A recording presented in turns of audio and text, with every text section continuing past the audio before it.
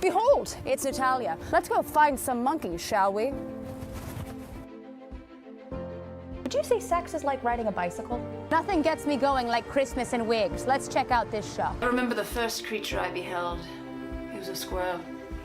His name was Kevin. I heard you need a DNA sample. I want to find light and joy in things that bring us together and unite us. And I think science is something that can unite us. Ow. God damn. There's a world out there, a world that needs to be beheld.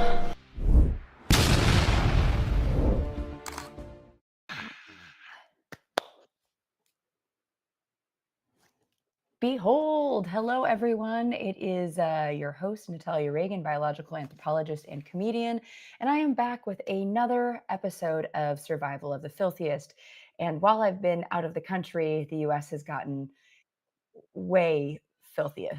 It has gotten a lot worse, so I am, part of me doesn't want to go back home, but I will go back home. And for those of you who've watched the show before, you know I created this show because there has been a war on science, on people of color, gays, bays, jetways, veterans, queers, engineers, the vax, paperbacks, teachers, creatures, women, and, well, science as a whole. And I've got a very cute cat circling me right now. And as you know, if you watched a couple weeks ago, I was heading to the UK to come to Glastonbury, the big Glastonbury festival in the UK. Several hundred thousands of people descend on this beautiful farm, and they have a science future stage that I was so honored to perform on, and with an amazing crew of people. And today I have the woman behind Science Futures that made it all run, made it all work, Dr. Gilly Forrester. And I'm going to give a little, usually I do like a PowerPoint going through everything, but I just want to jump in with Gilly. We're going to do a longer interview when I get home about all her research, but I want to talk up to her about how this all happened. How did Science Futures get started at Glastonbury? But first, Gilly Forrester is a professor of comparative cognition at the University of Sussex, just down the road. I'm in Brighton right now, and the director of comparative cognition group known for investigating the behavior and brain organization of human and non-human apes, the work of which Forrester regularly discusses in appearances on popular science shows on radio, BBC Radio 4, BBC Local, television, BBC, CNN, Reuters, BBC Southeast, and Science Podcast. Forrester also writes about her work in articles published by leading science magazines, including Discover Magazine. I've got Bug coming at me right now. Psychology Today. Do you want to come be on the show? Bug is a very cute cat you will get to know in a minute. Early Years Educator and Autism Parenting Magazine. Her work has been featured in Washington Post. That's not your water, Bug. The Conversation, Mensa IQ. I love petting a cat while doing this. Mensa IQ Magazine, Discover Magazine, and New Scientist. And her position as a popular science educator. She's an amazing science communicator, has participated in televised interviews by the Royal Society, which I think she's going to tonight, CNN and BBC regarding her research with the great apes and human development. And I am so excited to talk to her today about her work with Science Futures. Bug is very into this water. Please, people of the internet, welcome to the stage, Dr. Gilly Forrester. Gilly! Wow, no pressure there with that intro. And I'm also in your home. I failed to mention you've been I've been hosting relegated to the bedroom, but you know. I'm sorry. It's okay. You've got Bug. You've got the better bit of the house with Bug. I'm staring at his booty right now. So he's showing me his assets, as it were. But wow, so you do so much amazing work in your day-to-day life as a scientist. And I want to have you on to talk more about your work with great apes and with human cognition and development. But today I really want to talk about Glastonbury and how you got involved in Science Futures. So what exactly is Science Futures for the folks at home? Yeah. So probably most people have heard of festivals that are specifically science. Like here in the UK, we have Blue Dot. It's a really big science and music festival. We've got Cheltenham Science Festival, Norwich Science Festival. So a lot of these festivals that are geared specifically to science. And then you get a population of people who are expecting science to come along and see what you're doing. But Glastonbury was a really unique situation where the festival is music. I mean, it's all about the music. But we're living in a time and an age of massive upheaval, misinformation, where people maybe prioritize emotion over evidence. And we really wanted to broaden our reach of science and interact with people who are like non self selecting science audiences to see, well, really to showcase how relatable science is, how fun and engaging it can be, how it permeates everybody's everyday life, and that it's accessible. That you don't have to be a science person or think of yourself as a nerd or a geek to be able to relate to science. It is for everyone, and it should be shared. My position as a scientist should be engaging with the public and the community around me, and so that's what Science Futures does. That is at the heart of it, to share science and show how it is fun and exciting and for everybody.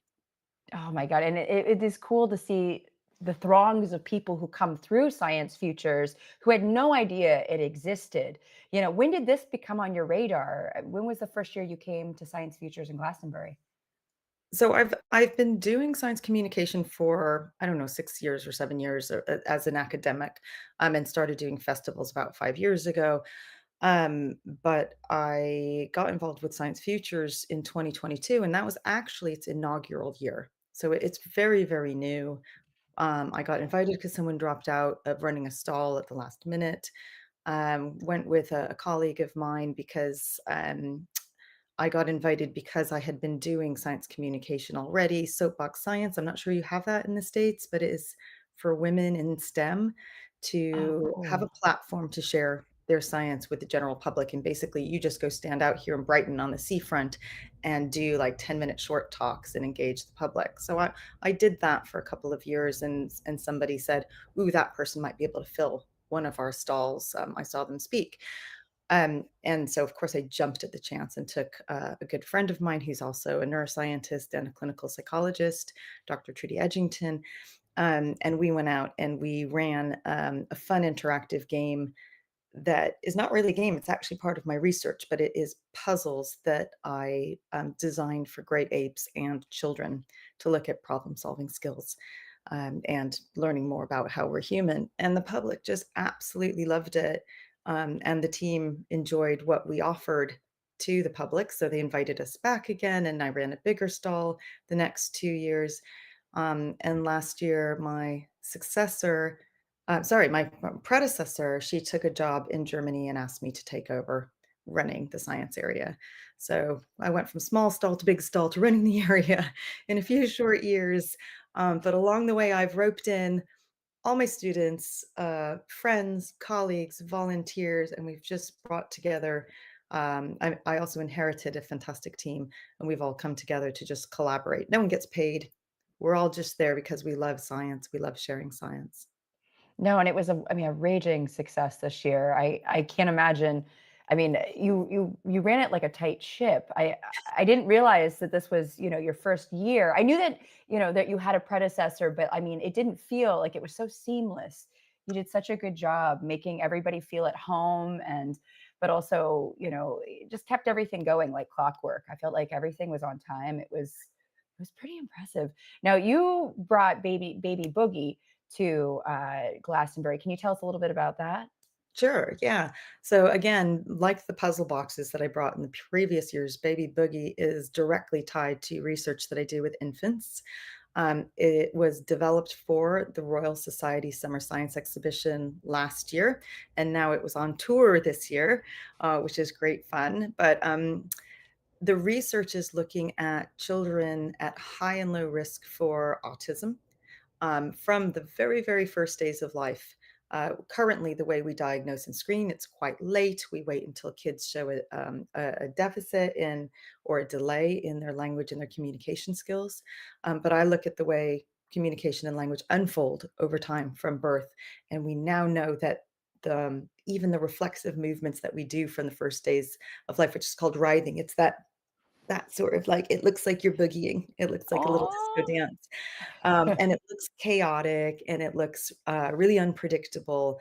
But actually, what we now know is that it is unpredictable, it is chaotic looking, but it's the body practicing to get into all sorts of different postures so that babies can navigate the world and reach things and see things from upright positions, not just physical world, but also the social world. And so we are looking for kind of markers of higher chance of developing autism versus lower chance of developing autism from these very, very early movements, partially because we know many people who go on to gain a diagnosis also have a motor disorder. It might Mm. be dyslexia or dyspraxia or ataxia, but they're really, really common. And so the theory is that maybe you can spot very, very early these higher chances of heritability of autism. But the exhibition, rather than kind of like throwing people into like the really minutiae of the theories and the science, we project a giant newborn baby on a screen. Our participants sit in gaming chairs. So they're leaning back in these lovely gaming chairs. They're looking at a giant baby. And for those of you who remember We Dance, it is very much like a Wii dance game, but you're using all 4 limbs, so it's a really serious core workout as well. With 2 rattles in your hands, and you're just trying to mimic what the baby does, and our special camera software actually tracks all your limbs, all the landmarks on your body, and it gives you a score based on how close your movements match the baby's. You're competing against your friend or family member or whoever, other festival goers, and we just see who's the biggest baby. Who's the biggest baby? Do you see this like sweeping across the world? I feel like this could be the next new, what is the Nintendo? Is it the Switch? That's the thing Yeah, that the kids love these days. I feel like this could be a hit. I reckon it's an exercise fad coming for building core. Right? You'd be Unleash. amazing. It's a 1-minute game, and it feels like forever Oh, because we just don't really recognize how hard babies work. oh my god. They are so strong.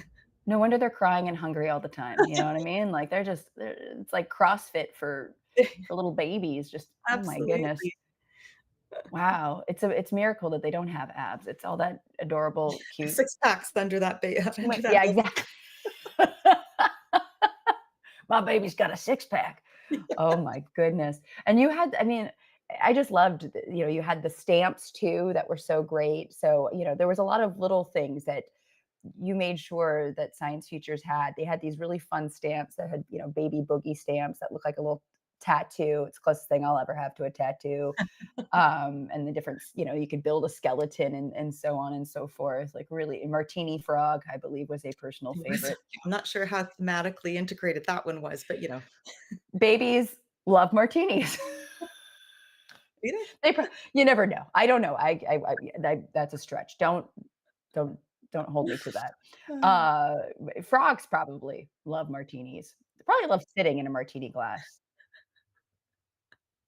I'm gonna take your word for that one. I feel like they would. I feel like they'd kind of become, their little wee fat body would become one with the glass. Now you had so many really cool booths this year at Science Futures. A lot of space themed booths, VR booths. Was there one that really stood out to you that you enjoyed partaking in, maybe more than others? Right. So I wish I had had time to go around and sample the booths in more detail, but they apply. It's quite a competitive process to get a pitch to Yeah, bring tell me about that. Yeah. I mean, just that, like, there's not it's not a huge amount of space. We are a growing area, but we have about 7 or 8 big pitches, which was like, well, Baby Boogie. And then we have 5 smaller pitches in a big circus tent. And they all come in by competition. They tell us how, what they're going to look like, what kind of activity they're going to do, what their main messaging is. And then we want cutting edge science, but we also want science that is fitting of the green fields, which is where Science Futures is hosted. And the green fields started at the birth of Glastonbury as a space where we could think about a more sustainable future. So it does have quite a lot of themes into climate change and climate science, and but also we're now recognizing that all of these issues that are arising with climate and sustainability have massive impact on our mental well-being as well.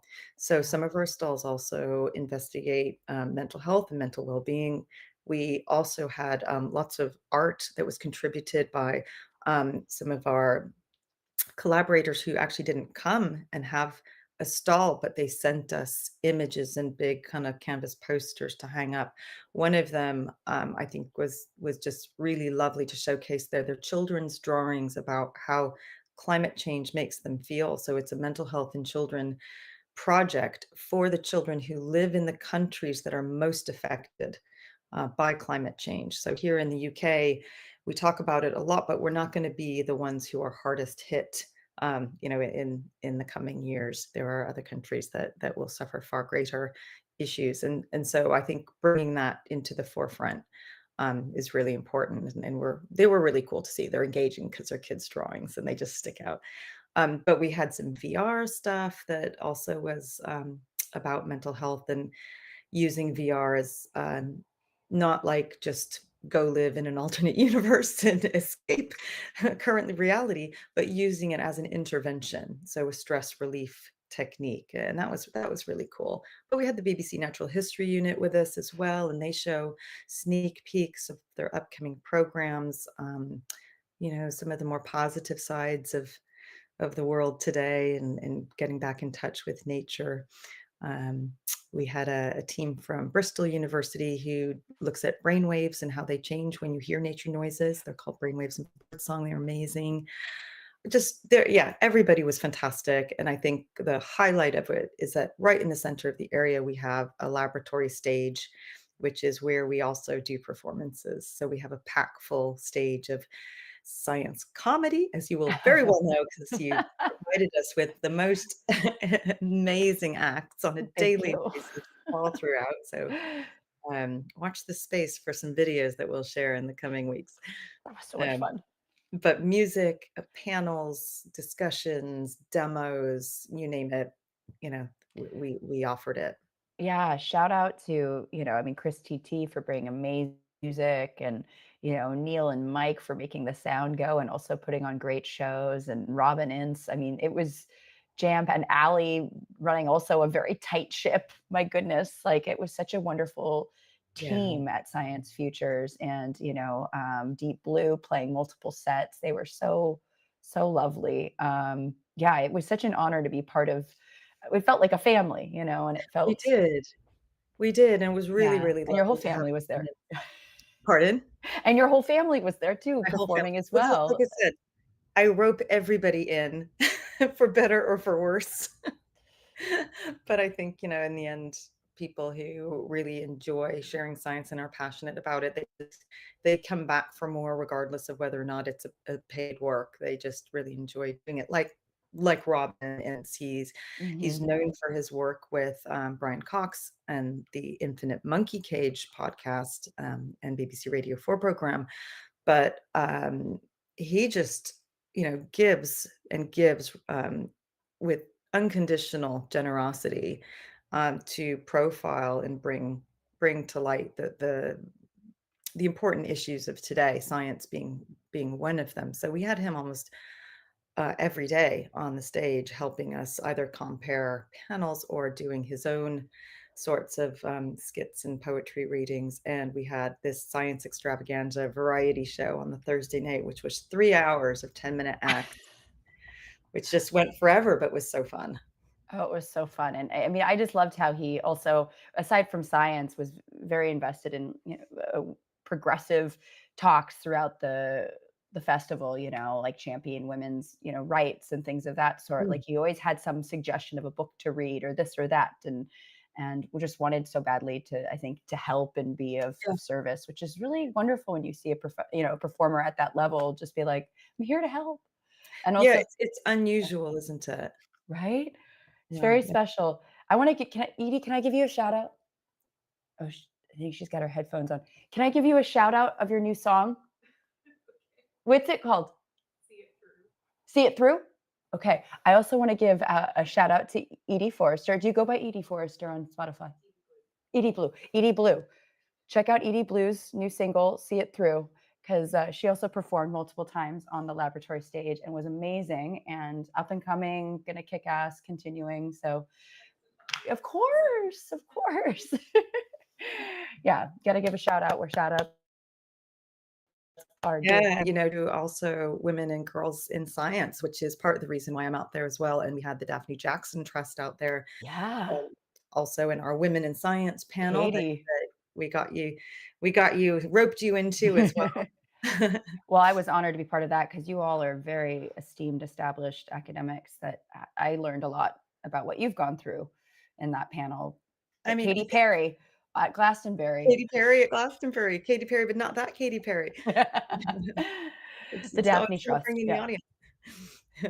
Yeah, no, that I mean, and again, that if you want to say maybe a couple words about what maybe so the Katy Perry runs the Daphne Jackson Trust, which gives women that have had to step away from their academic or scientific careers for whatever, whether it was family or illness or just life, gives them a chance to come back. And you were a recipient years ago after you had your first child, right? Yeah, that's exactly right. So, I didn't even know about the trust. A friend told me about it, because I had been applying for postdocs after taking 2.5 years out with my first daughter, Scarlett, and I couldn't get a job. I just couldn't get a postdoc for love or money, and really the reason was because I didn't want to go back full time while she was still so young.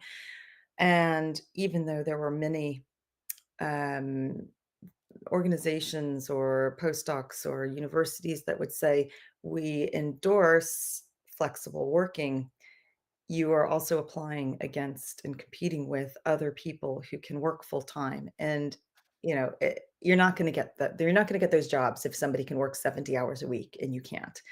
And so when I found out about the Daphne Jackson Trust, I immediately got in contact and met the criteria. You have to be out of academia for 2 years or longer. You had to be out for a caring health or family reason. And it's now actually open to males, females, it doesn't matter. You just have to meet the criteria of a career break. It's really to break, stop the leaky pipeline where people fall off the science trajectory because they need to take a break and science is quick moving. So you really need to be supported. You need retraining. But also many people need flexibility in their working hours. So they promote 50% postdocs for 3 years. And it's Wow. fully funded and it was life changing. I even had my second daughter during my postdoc, which allowed me to balance family and my academic career. And it was my foot in the door back to academia. So yes, it's one of the reasons why I think I like to do public engagement as well, because I think we need to retain women and girls in science. And I think if you believe that that's the case, then you've got to show by example, and they need to have representatives out there saying like, look, it is possible. And so yeah, that's very much one of the drivers for the work. Oh, that is awesome. Yeah, I mean, I feel like I said to her, do you guys do this in the US yet? And they were like trying to make it a global opportunity, which I think is great because I mean, Yes. there's so many countries in which women are not prioritized in science to begin with. But, in the US for sure, when you got certain people complaining that the birth rate's going down. And a lot of people are like, yo, we can't afford to have children and we can't afford to, take a break and have a kid. And, it's a, yeah, you have to really choose, more, I think now than ever in certain places of the world. So Yeah, it's really, and they've broadened as well because 'cause they've realized it's not just science, it's across the board, all yeah. fields, and so they've branched out into the arts and humanities now as well. So if you are somebody out there who meets the criteria and is living in the UK or can gain UK residency, definitely check them out. And if anybody wants to get married in the UK, just, just kidding. I'm, yeah. But I love, also, I should just wanna say that, what you do is absolutely amazing, and I think you do exactly what I aim to do, which is teach people things without knowing.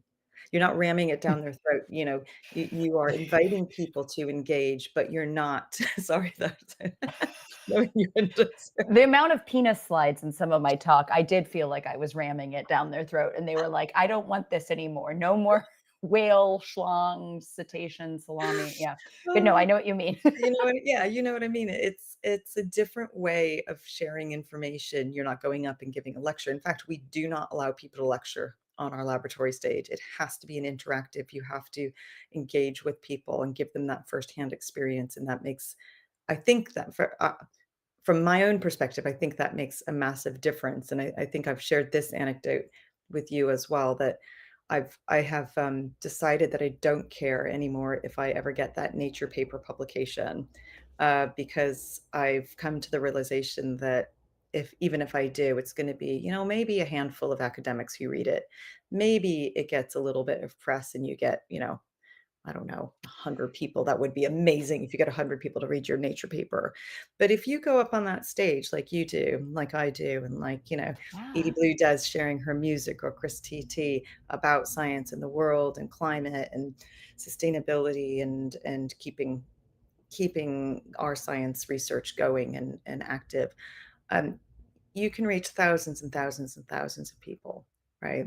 And you can they'll accept it into their homes, into their lives, without worrying that it's not for them. And I think that's something that public engagement can do way better than publications. Agreed, and that I know that I was on the PhD or not to PhD fence for a while after my master's. Even like before even when I was applying to PhD programs and master's programs, a lot of PhD programs, I tell them I'd want to do science communication, and they did not want to hear that. And that was a huge strike against me. So when I got my master's, I thought, do I want to continue on? And same idea. I did teach. I did end up teaching, and I felt like I made an impact for the 30 or 40 students I had in a classroom. But um, uh, I felt like getting on a podcast or going on a TV show, or even like, science futures on a stage where at least multiple people coming through, impacting people that maybe had no idea they were in the market for some primate knowledge or Right. evolutionary biology, right? Yes. Or, even understanding like things like I've done shows like Science for Social Change. We're using, talking about science, but how it relates to social issues. But yeah, I get it. And I want to talk briefly about the work that you're doing, because you did a great performance during I think so. I do. But no, during Robin's Look, show, I look thought what you she and bought. Maz. No, but like your work is fascinating right now, and you're working right now with great apes measuring stress. Now, from when where my I went to school a while ago, I'm like, oh, do you check cortisol levels? And you're like, no, we use this really cool cutting edge infrared camera technology to measure the stress, and you did it on stage with some very out of it Glastonbury folks. But tell us a little bit about that. Yeah. This is kind of one of the flukes of science. You don't always plan for a methodology, or you don't always plan for the way things are going to unfold. And in many topics, like, you're using a method that's been established for years and years and years and years. And then sometimes just something weird happens and you have a new methodology. And this is the case with our stress studies. So we're using thermal cameras, and thermal cameras, they show the heat signature of objects, anything, animate or inanimate. And they were made for industry to measure heat leaks from buildings, or used for security in airports, this kind of thing, right? How many lizards are you hiding in your suitcase? Or A lot. yeah, right? A I lot, wouldn't put it Jody. past you. Um, but by fluke, someone noticed that it's really good at also telling us about the pattern of blood flow under the skin of our face. And because we are primates, our blood flow actually changes when we get stressed out. If we're nice and calm, you see this lovely, like, red and white, which means it's quite hot, because obviously we are, hot-blooded, hot-blooded mammals, warm-blooded mammals. And then if you have a stressor, like, it needs to be a pretty acute stress. So, ancient humans had to run away from predators. We have a flight or flight response. Um, you might get jump scared in a film, maybe this kind of acute, like, stress. If you get that, then we have this evolutionarily adaptive behavior, which is pay more attention. You must pay more attention. You must be more vigilant. And our primary sense for being vigilant is our vision. So if we have this sort of threat, then blood shifts and rushes towards our eyes so we can pay attention to what's around us, keep us safe from threat. A byproduct of that is that your nose decreases in temperature because the blood moves away from it. And this is a really, really fantastically cool way of looking at the change in somebody's stress levels in real time. And we've never had that ability to do this in such kind of detail over time and time locked specifically to certain stimuli. So, like us being humans, sure, okay, I can take your blood pressure, I can take your respiration rate, I can take your heart rate, look at your heart rate variability, all of those things we think of as non-invasive. And it's great. I can do those things. And the thermal would just be an extra bonus. But with great apes, I can't go up to the gorillas and the chimps that I'm, observing and say, "Hey, buddy, can you just like proffer me your arm so I can wrap a, a blood pressure band around it and just sit tight for a second while I." It's not going to happen. It becomes incredibly invasive, right? So this is a way to look at their stress levels without being invasive at all. And of course, they don't need language to tell me how they're feeling. So it's a step change in the way that we can look at their stress levels. So that's what we're doing here in captivity in Africa, where they're quite stressed out because they've come to the sanctuary for probably not so nice reasons. Yeah. We're building a toolkit at the minute on how to help caretakers look after these apes, and also how we can maybe improve their resilience and maybe send them back into the wild. Oh, that is so great.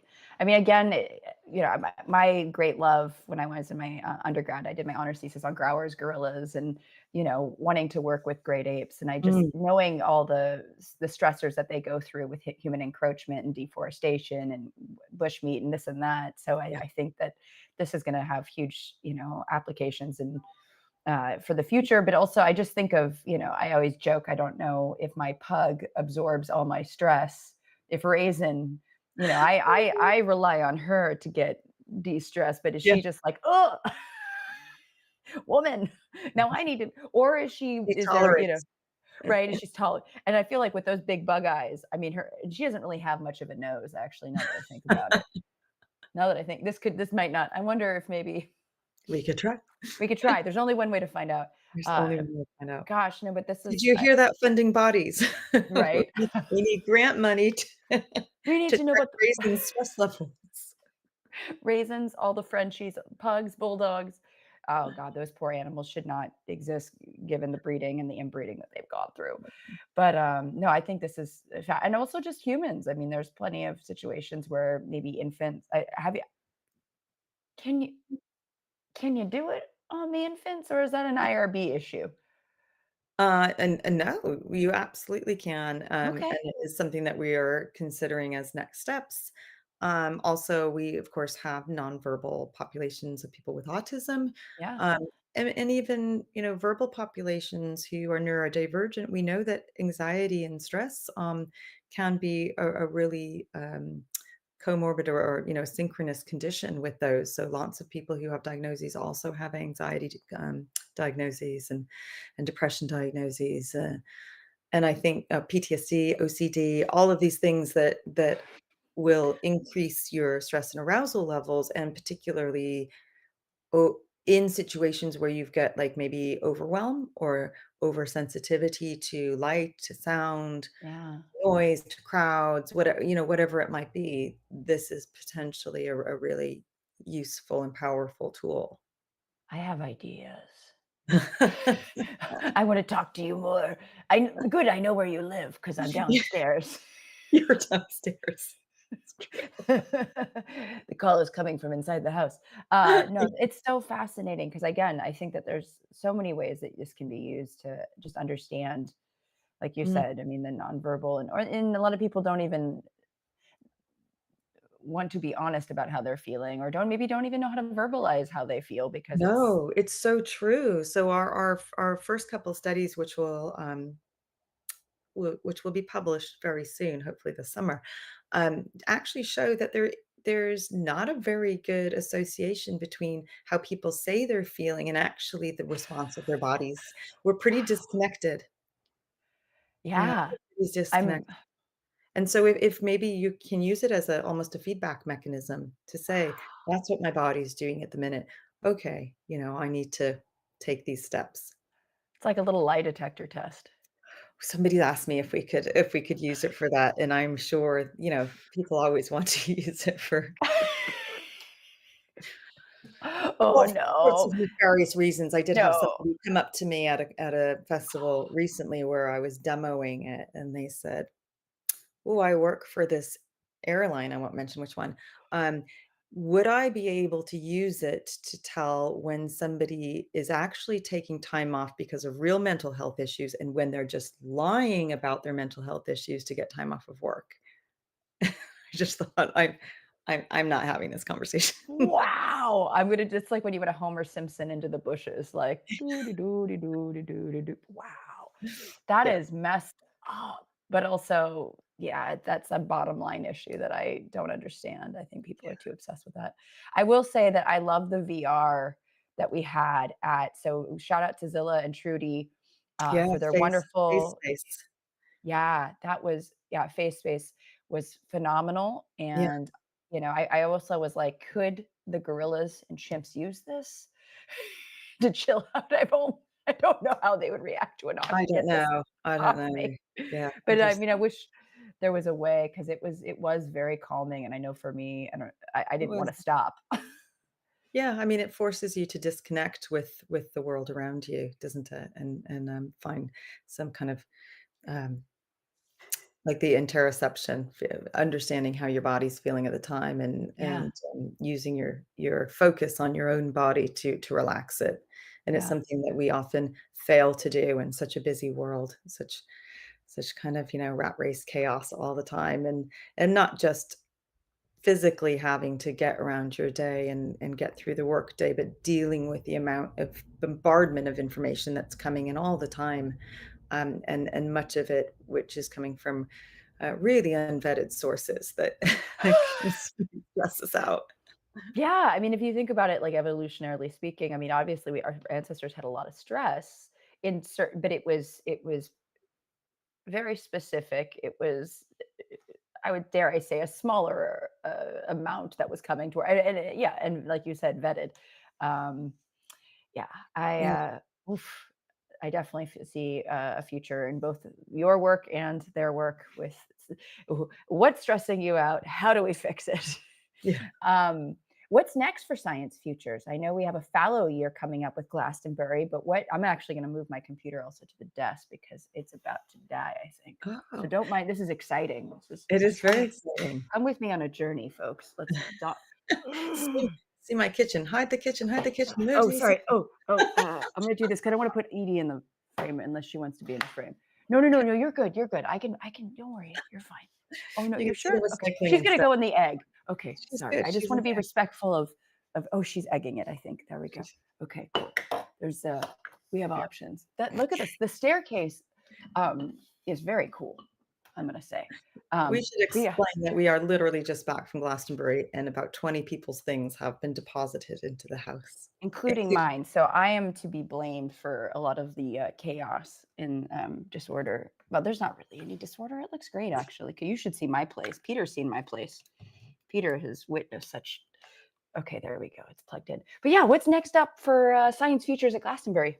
Oh, well, like as you said, we have a fallow year. So they give every 5 years, they give the farm and the lands, it's like 6 farms actually, time to recuperate and bring all the animals back and work as it's a normal working farm.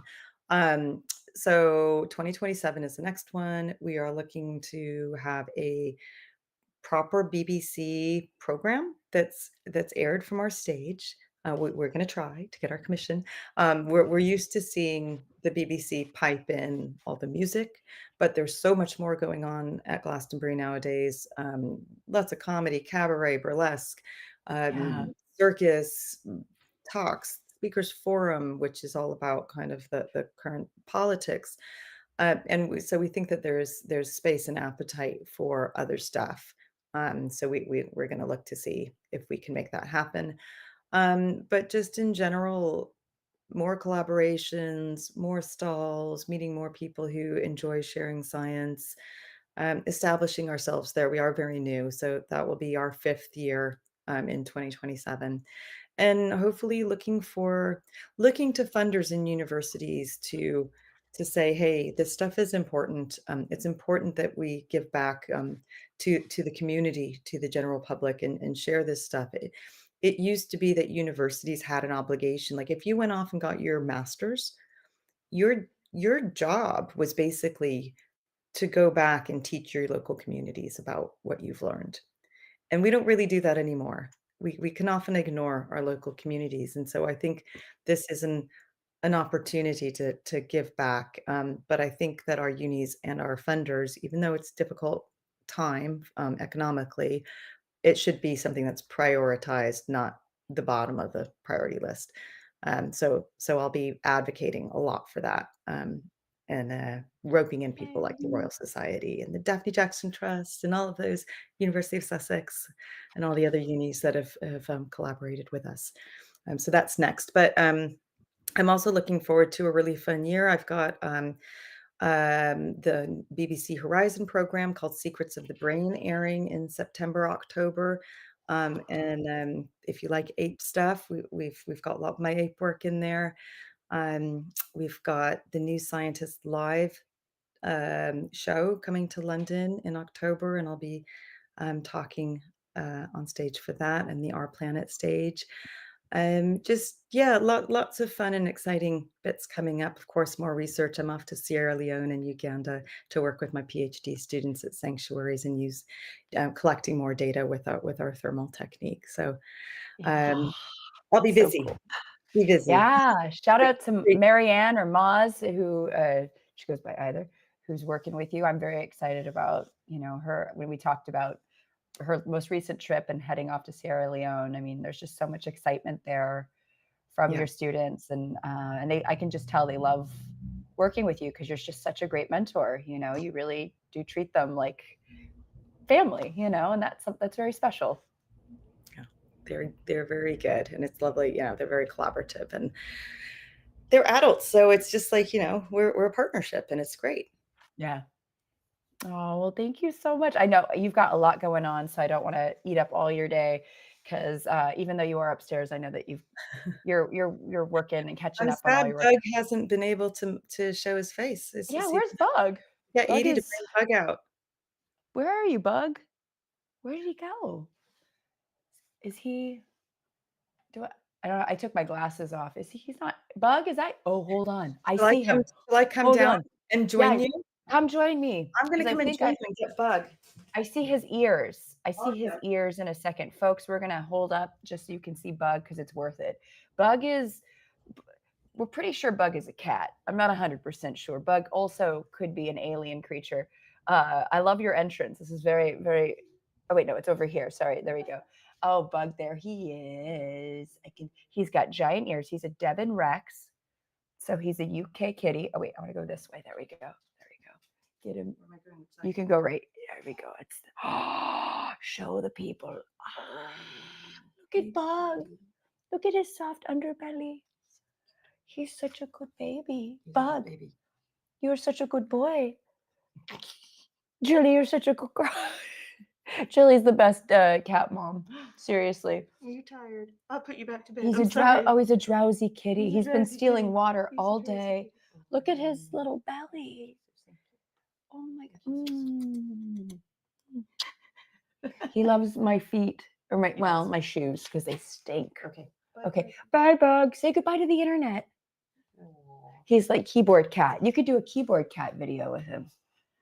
Yeah, the whole family, by the way, the whole Forester family is incredibly talented, musically, artistically, all the things. Shout out to Scarlett. Scarlett did not get a shout out because she ran a great stall with the Linnaean Society.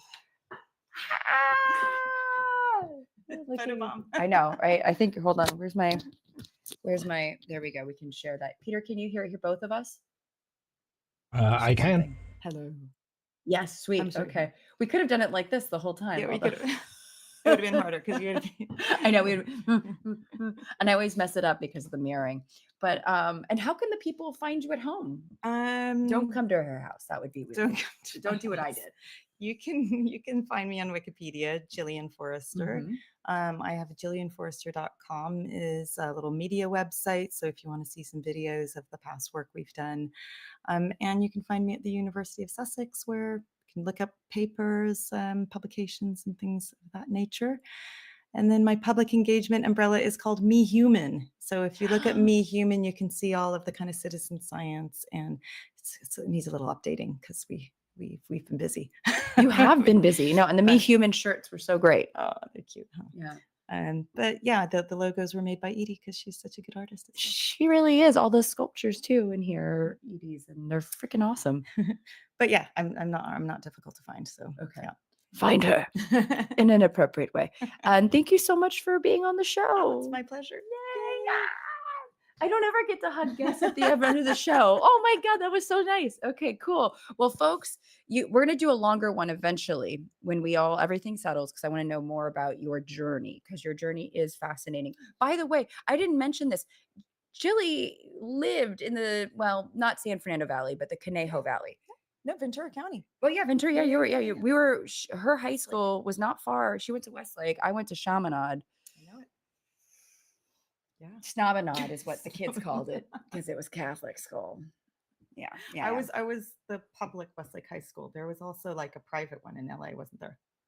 Yes, I think there. Yeah, and I was next to Thousand Oaks. Yeah, exactly. That's And I went. My high school boyfriend lived in Agora, so I was right off Liberty and Chesbro. Well. For you SFV or Conejo Valley folks, you know what we're talking It's about. our drive to Zuma.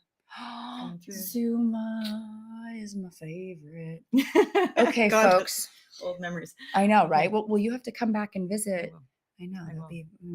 Okay, I'm going to close this one down. We're here. Well, if you want to actually hear, I don't have my glasses on, but if you want to, I'm going to wrap this up, and I'm going to thank my patrons first. And I'm going to thank Peter DeTucker. And also, if you like the show and you want to support this illustrious production, you can join my Patreon. Yeah, please. Every little dime counts and helps me survive. So feel free to do that. If not, you can follow the free stuff too. I post stuff on there for free. We're all hurting. Don't feel pressured. But I want to thank my patrons because they're amazing, including, if you want to go back and forth, Daniel Wynn. That's a good name. If you want to say, you could say. Oh, sorry. I No, know no. my name. Oh, yeah, I know. Claudia Allen. No, Claude. Claude. Sorry, Claude. Tom. Skullbeard. Yeah, Skullbeard, right? Oh, I like it. Tori Yates Orr. Reading. Well, that's English, isn't it? Yeah. Reading Malley. Yeah. He's actually a very good friend. Dana Logan. Michael Z. Weinstock. David Leitner. James Hudspeth. That just sounds British. James is an old friend and a burner. Oh, it's your turn. Anthony Zena. You're right. Thank you. I don't even know what's happening. Tom Berman. Tom Berman. He actually is a huge Glastonbury nut. And I sent him a postcard from Glastonbury. I know him and his family, Leah and Tom and Max, the baby. Jen Beverstock. Oh, Scott Froschauer. Oh, you're going to say that one. Froschauer. It means frog beater in German, right? Yes. JSB. Jeff Cohen. Andrea Bloom. We're almost done. Jonathan Marks. Kelly Frazier. Michael Clanton. Michael PJ Clanton. Shapiro. And then also Carrie Dorr. We love you. And until next Survival of the Filthiest, I need all of you to stay very filthy and come to Glastonbury in 2027. Right, Gilly? Yes, please. Okay. Bye. Thank you.